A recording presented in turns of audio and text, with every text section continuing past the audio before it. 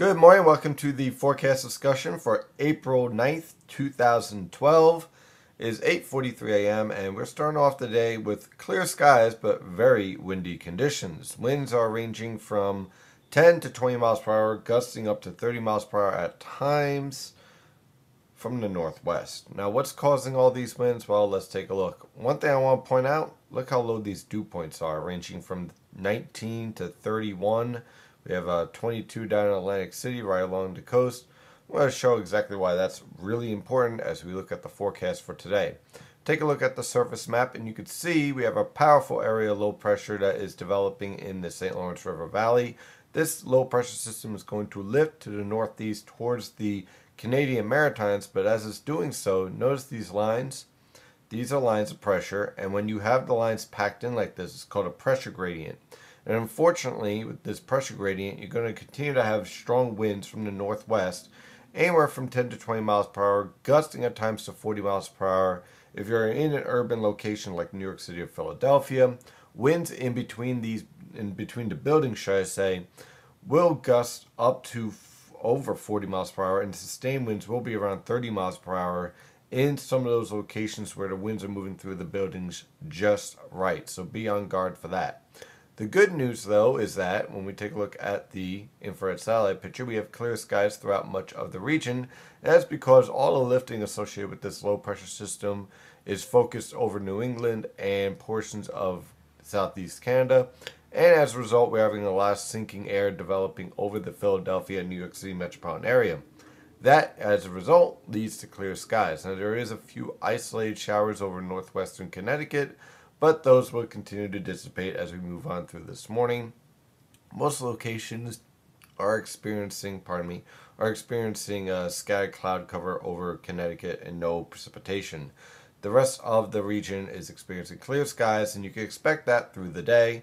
This disturbance right here will be the first in a series of disturbances moving through the northern mid-Atlantic starting tomorrow, Wednesday, and also on Thursday with the threat of a few showers.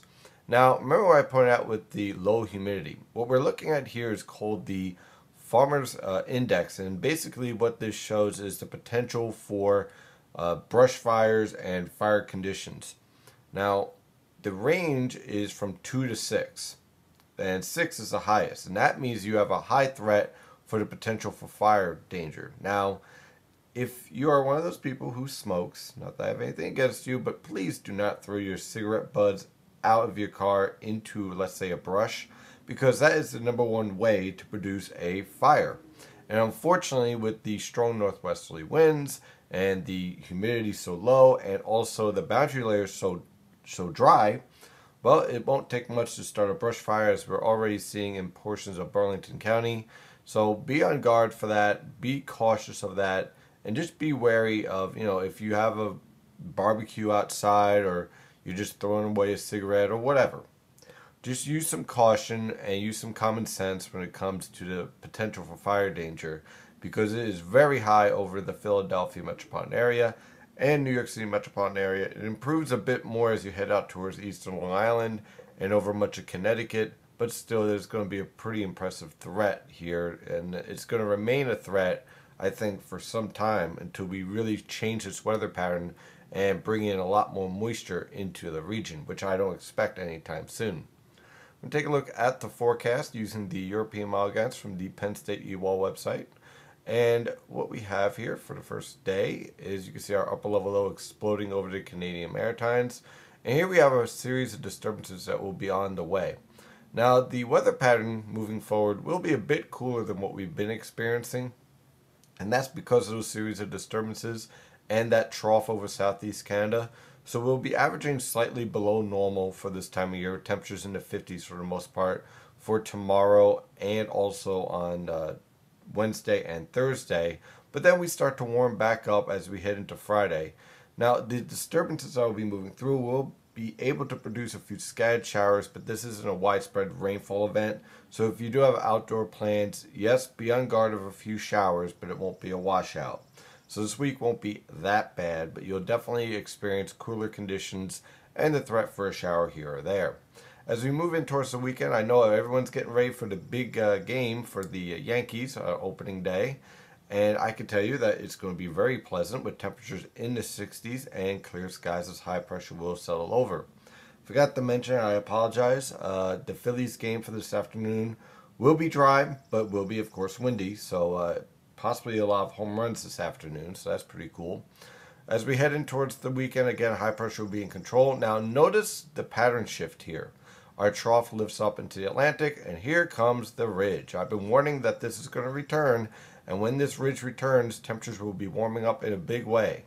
Now, this ridge will be in place as we head in towards the weekend to early next week. There will be a weak disturbance that will potentially move through on Sunday with a few scattered showers.